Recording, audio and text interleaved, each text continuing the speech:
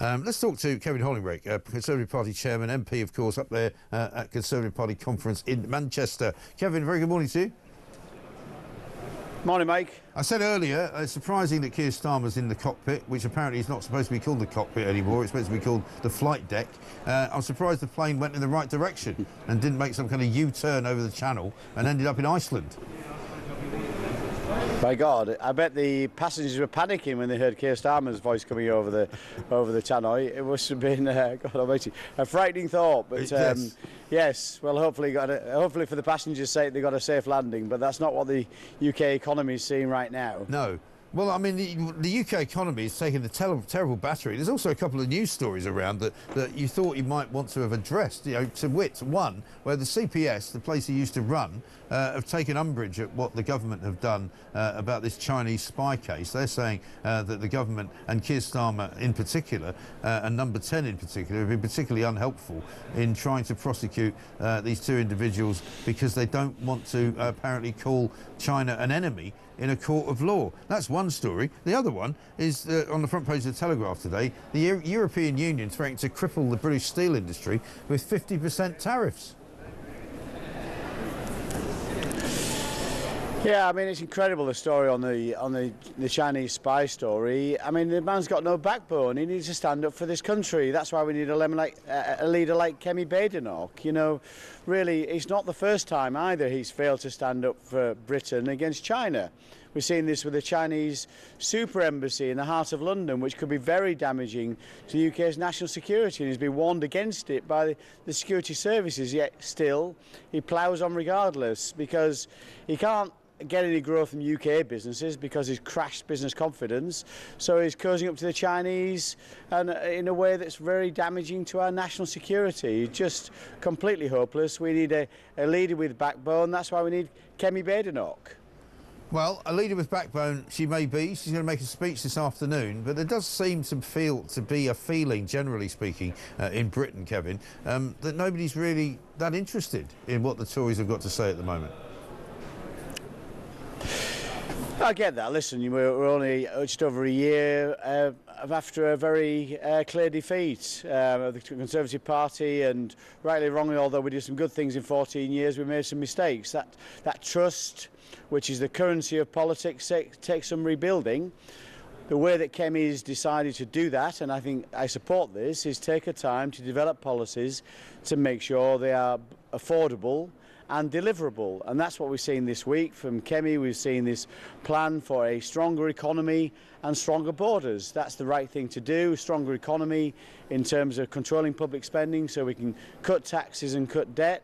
Stronger borders in terms of our departure from the European Convention on Human Rights. She hasn't taken a knee-jerk approach to this. She's got Lord Wolfson, who's one of the most senior legal minds in the country, to look at this, and he's decided the only way we can control our borders properly and stop those small boats is by leaving the European Convention, and that's what she said she'll do this week, and I completely support that. So I think over time people will start to listen to us more and see that we are serious, but also our plans are deliverable, and that's what people want to see, a leader that will stand up for this country. But, of course, you've got a problem, haven't you, Kevin? Because an awful lot of people in the Tory party who were in the Tory party are no longer in it. I'm told there's 900 less people, fewer people up there at this conference this time than there were this time last year. You had 22 Conservative councillors defecting yesterday to Reform. You've got, more and more Tory voters leaving the party and joining Reform. How are you going to stop that happening? Well, actually, the conference is a very good conference, very positive, upbeat and optimistic. I think you saw a peak in numbers last year because of the leadership contest, and that attracted lots of attention, including media attention. But there's no doubt we need to make sure we can communicate with the public and they can see that we're a proper Conservative party again, there were proper Conservative values and policies. Kemi is a true blue. You'll see that from her policies. You'll see an increasing drumbeat of announcements. There's proper Conservative policies that people will be persuaded again. We're the only party that will both control the borders, get those stronger borders, but crucially a stronger economy. You get a stronger economy by controlling public spending. No other party is going to control public spending like the Conservatives. No other party is going to make sure that small businesses at the heart of our plans like the Conservatives. We've got to make that case. I'm very keen to make that case to you today and to your viewers, and we need to do that time and time again, and I think over time people will trust us and people will come back to the Conservatives, be that membership or be that voters. But I speak to a lot of Conservative voters, former Conservative voters, who say to me very, very frequently, Kevin, that they won't ever vote Tory again. How are you going to get them back? Well, exactly as I say, Mike, it's about setting out a clear message, as we've done this week. Those stronger economy, stronger borders. It's about repeating it incessantly, as I'm doing today on your show, but also having the policies that underpin that.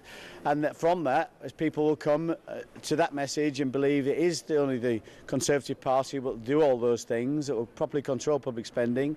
You see some very influential people that have joined the party this week. Matthew Syed, who is a very well-regarded commentator, who says only the Conservatives will balance the books, that will live within our means, and that's critical right now. And I think the more people see our spending plans, see our tax plans, reducing tax but reducing spending, making sure of that stronger economy, but also will protect our borders, and so that's the job in hand, that clear message.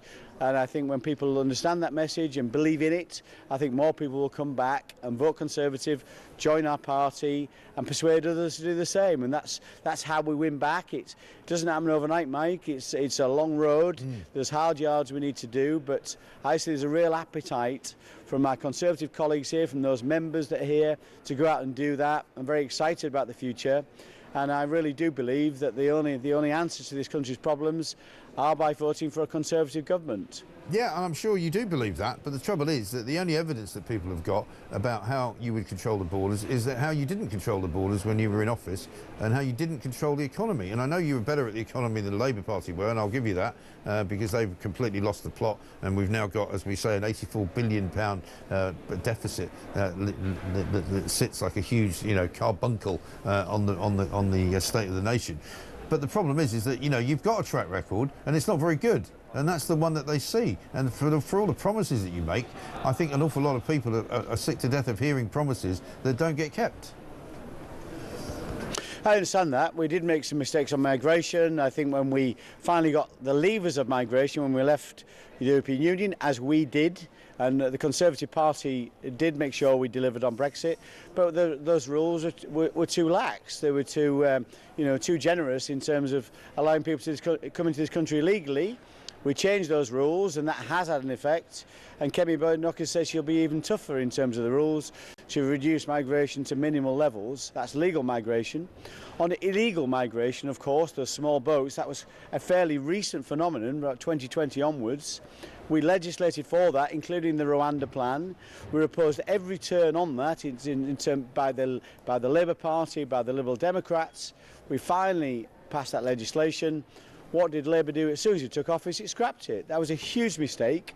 You do need to make sure that if people come to the UK from another country illegally, they are deported back to their own country or back to a third country, a safe country, and that's what we passed with the Rwanda plan, and we'd do so again. Yes, no, and I agree that they didn't give that a chance, and maybe if they had given it a chance, it would have been a smarter call. But we are where we are, and overall, I think, the momentum would appear to be with one man, and that one man is called Nigel Farage. Have a look at what Kemi Badenoch does when she's asked about him. Nigel Farage is a politician. On what basis? Do you admire him? I don't understand your question. Well, it's just an open question. What do you think of him? Why aren't you asking if I admire Keir Starmer or Ed Davey? Well, I asked Keir Starmer about whether he admired Nigel Farage as well. And I think it's very interesting that a lot of the media in Westminster is very interested about asking about Nigel Farage. I'm not interested in Nigel Farage. I'm not interested in talking about Nigel Farage. You tell me that people aren't interested in me. I'm on your show. Ask me about what I think. You spend most of the interview asking about reform. Reforms already have their conference back. Is it making you cross that I'm doing this? Because you seem irritated. No, it isn't. I just think that your viewers want to know what I'm offering. So, I mean, my viewers this morning have thought that's a bit of a strange reaction to a question. If you don't like Nigel Farage, just say so. If you don't admire him, just say so. Why do you pretend that you don't want to talk about him? You've got to talk about him, haven't you? I'm happy to talk about him, and you know, over the years I have met many slick salesmen like Nigel Farage, and I very much admire their presentational ability, but you've got to scratch beneath the surface. And you know, Nigel Farage is making promises he can't deliver upon. He's spending promises £140 billion a year. Now, you pointed out earlier, Mike, we've already got a deficit of 80 billion. That's just for current spending. Yeah. Actually, when you have the whole deficit, the increase in debt every year is about 150 billion pounds a year. So you're into a deficit that's 300 billion pounds a year if people vote for reform. It's simply unaffordable, simply undeliverable. It's classic Nigel Farage. He's that one-man band. He'll say anything to please anybody. It's simply not deliverable, and people need to understand that. And we'll keep making the case why that is the case. But of course, presentationally, very good. In terms of deliverability, not very good at all. Simply impossible. OK, well, we'll see, and we'll find out in the fullness of time. Kevin, good to talk to you. Thanks very much indeed. Kevin Hollinrake there, Conservative Party chairman, convinced that they're very optimistic in the Tory party. They'll somehow get back into power. I'm not so sure anybody would share that view.